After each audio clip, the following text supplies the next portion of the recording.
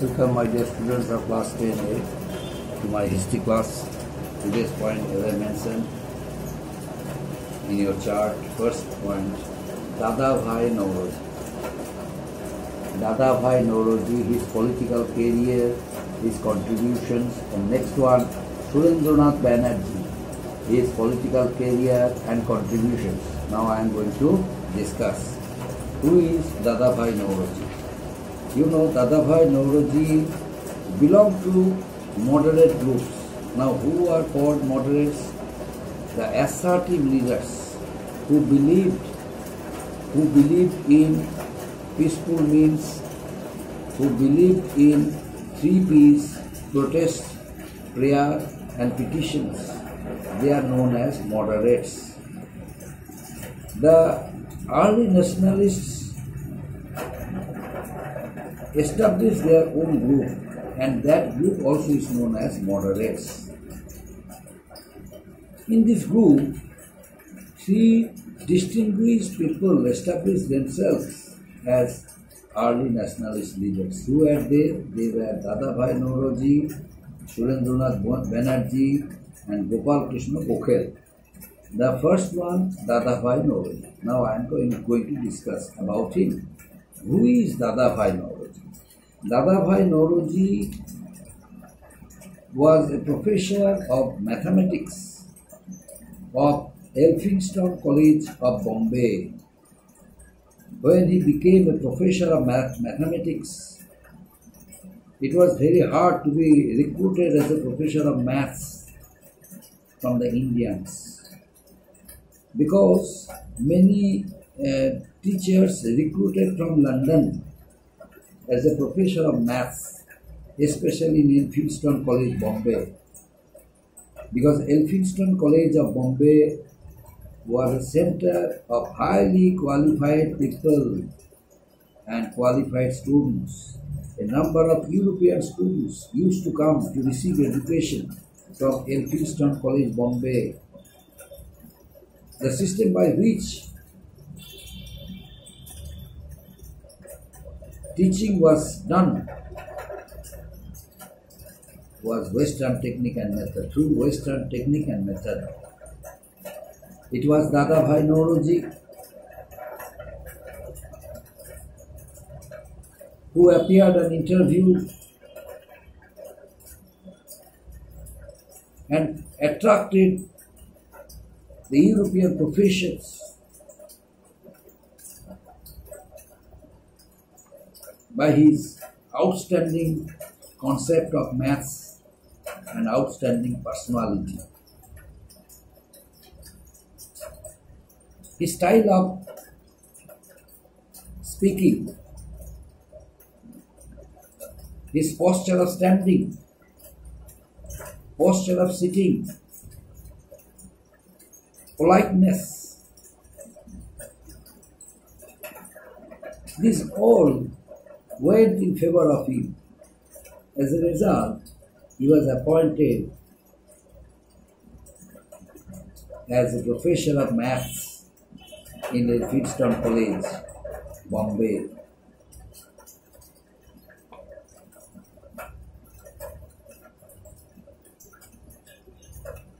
That incident took place in the year 1854. Now, what is about his political career? Now I am going to discuss. Dadabhai Naoroji went to England in the year 1855. But in 1866, he founded East India Association in order to encourage the Asians who were racially discriminated by the Europeans. He protested against this racial discrimination. He was extremely successful and won the support of many eminent Englishmen and was able to influence the British Parliament as a member.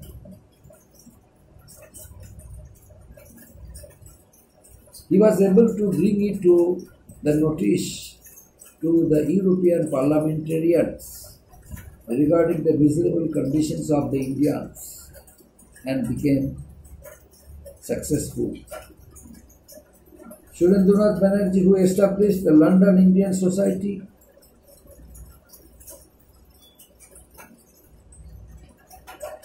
it was also under the inspiration of Dadabhai Naoroji. That's why, after a few months of acquaintance with Surendranath Banerjee and Dadabhai Naoroji, there grew a lasting friendship between Dadabhai Naoroji and Surendranath Banerjee.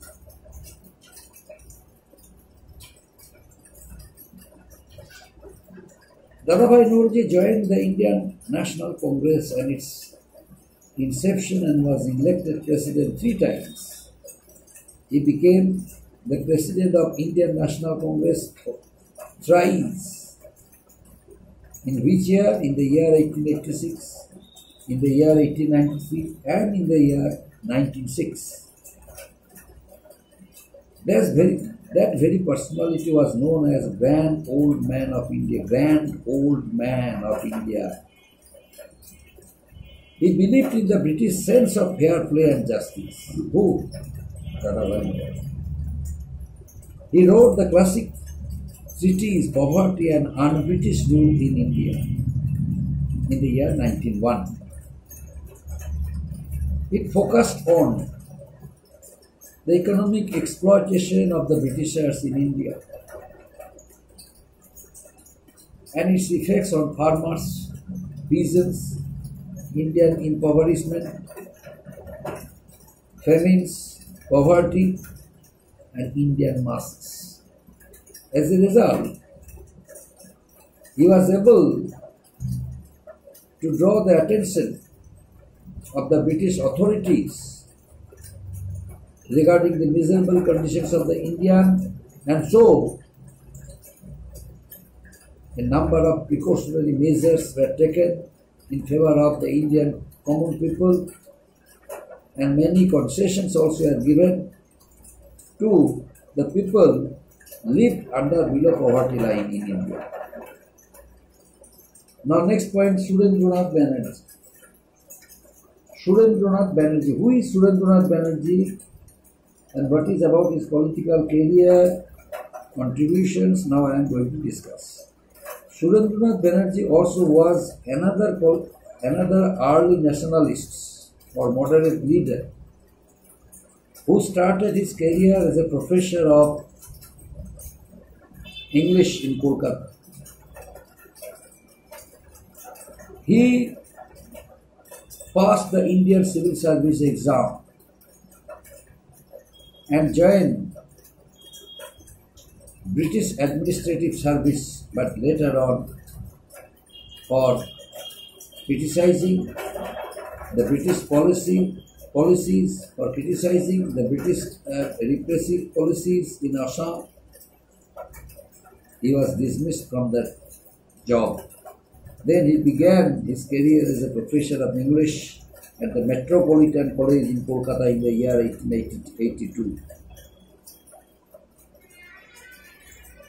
And after a few years later, he established one college in Calcutta known as Ripon College. He joined the Indian Civil Services but was dismissed on whimsy grounds, as I mentioned earlier. He also started an English daily called The Bengalian, used it as an instrument of highlight the operation of the British administration in terms of Vernacular Press Act and the Arms Act. Although he was dismissed from British jobs, but he openly challenged the British authorities that the policy of criticism against the British government would be continued till he was alive. He would never give up the habit of criticism because the Britishers had made it possible. It was due to the wrong technique, wrong method, wrong policies of the Britishers. He was forced to criticize the British government and their policies. That's why the Bengali newspaper also was published in order to write a regular article against the British policy of oppression. The Vernacular Press Act which was passed, the Arms Act which was passed, he openly criticized against the British policy of oppression and encouraged Indian common people so that they must make their public opinion. He was sent to jail for several times as a journalist. He was sent to jail as a journalist for several times, but yet he did not leave his, he did not leave his habit of, he did not leave his habit, he did not leave his action, he did not leave his technique and method through which he established himself as a great leader of India. He began his political career from the moment he was dismissed from the jobs, Indian civil under British Indian civil services. He decided to antagonize the British against the oppression done to the Indians. He knew that his job might be gone and he would become jobless. But he never cared for it. Why? He never cared for it. Why? Because he had great faith, great love and sympathy for motherland, India. He knew that he was born as a patriot. So his main work is to criticize the oppressive rule of the Britishers, not to make them, not to patronize them. He would never patronize the Britishers. He would never become loyal to them. He would criticize the British government whenever they would leave such opportunities for them. That's why what technique and method he adapted, he was dismissed from the job by the Britishers. And as soon as he was dismissed, he started agitation against the British government. He formed a number of political groups against the British government in order to bring the attention of the public towards their drawbacks, towards their negative sides, and ultimately he was elected. He was appointed, he joined a professor of English in Metropolitan College in Calcutta during that time. He established the Ripon College. He had great faith and respect for Lord Ripon. That's why, after his death, Surendranath Banerjee named that college Ripon College in order to commemorate the image of Lord Ripon. Surendranath Banerjee named it the Ripon College. He started a pan-Indian political forum known as the Indian National Conference to discuss all political differences and ideas. And ultimately, he was elected as the President of the Indian National Congress in the year 1895 and in the year 1902. His aim was to establish self-rule in India through constitutional technique, constitutional measures. He was the great intellectual who believed that integrity and fair play and justice of the British should not be accepted because of their injustice they saw in their administration, in their policies. That's why each and every Indian should be aggressive. In a sense, the British must accept their demands. They must not become violent, but they have to produce their demand in the form of aggressiveness also. Otherwise, the British will not accept it. That's why he established self-rule in India through constitutional measure. He favored it.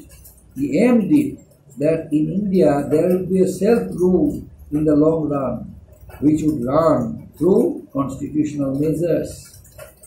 Besides, he used his paper as an effective tool in his demand for freedom, demand for reform, and generating public opinion.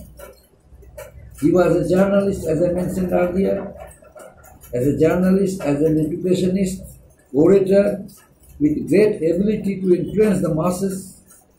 He traveled a number of Indian cities and, attended a number of seminars, meetings, and made public opinion. The Indians accepted him to be a great leader of India. His book, Nation in the Making, contains his views on self-government in India.